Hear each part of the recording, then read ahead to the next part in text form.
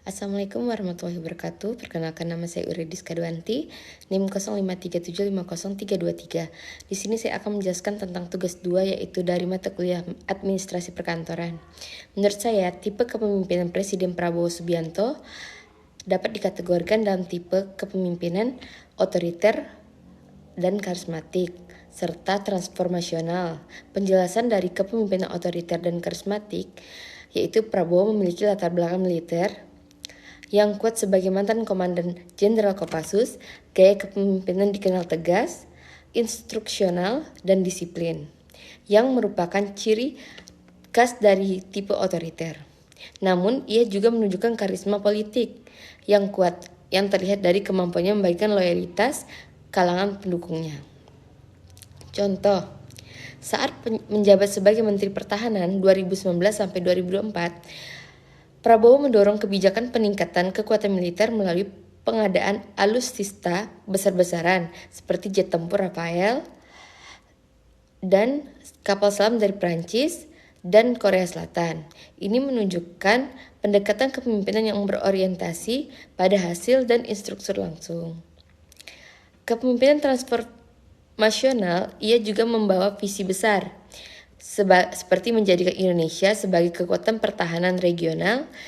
Ini merupakan ciri dari kepemimpinan transformasional, yaitu menginspirasi perubahan besar dan memotivasi bawahannya untuk mencapai visi bersama. Data pendukung.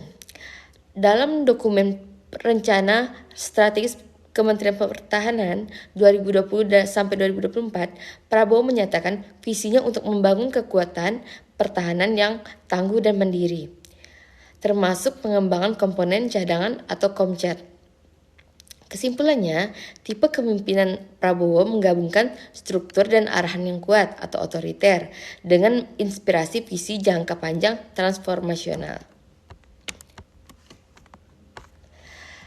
Yang kedua, contoh formulir kantor elektronik dan penjelasannya.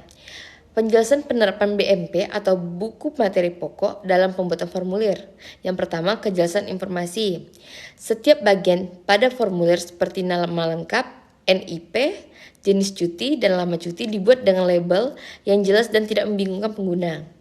Tata letak rapi dan sistematis. Disusun dari data pribadi, data kepegawaian, rincian cuti, persetujuan atasan. Ini memudahkan alur pengisian.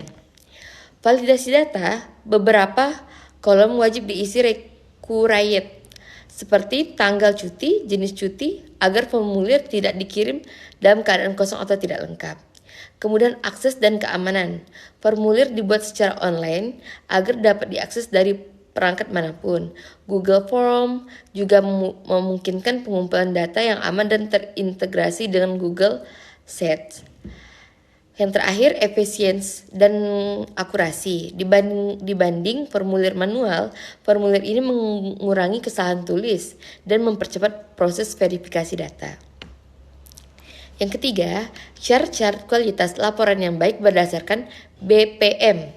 Berdasarkan buku pedoman manajemen atau BPM, laporan yang baik harus memenuhi syarat seperti berikut. Yang pertama, kejelasan. Laporan harus menggunakan bahasa yang lugas, tidak bertele-tele, dan mudah dimengerti oleh pembaca dari berbagai latar belakang. Contoh, gunakan istilah umum dalam laporan tahunan organisasi. Hindari istilah teknis tanpa penjelasan. Yang kedua, kelengkapan. Isi laporan harus mencangkup seluruh informasi yang relevan dengan topik yang dibahas, termasuk data grafik, analisis, dan kesimpulan. Contoh, laporan keuangan harus mencangkup semua sumber pendapatan dan pengeluaran, bukan sebagian.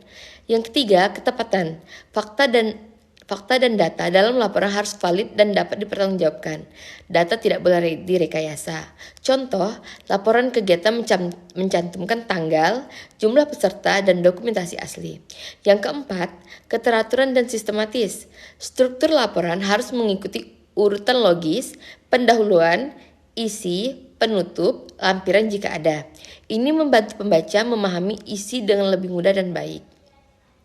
Yang kelima, keterbacaan. Gunakan font yang profesional, ukuran harus huruf harus standar yaitu 11-12 pt dan spasi yang nyaman dibaca. Hindari paragraf panjang tanpa jeda. Yang keenam, konsistensi. Gaya penulisan format tanggal, penggunaan istilah harus konsisten dari awal hingga akhir. Contoh, jangan gunakan 31 Desember 2024 di awal. Lalu 31-12-24 di bagian lain. Sekian tugas yang sudah saya kerjakan dan yang sudah saya jelaskan. Apabila ada kesalahan kata, saya mohon dimaafkan. Wassalamualaikum warahmatullahi wabarakatuh.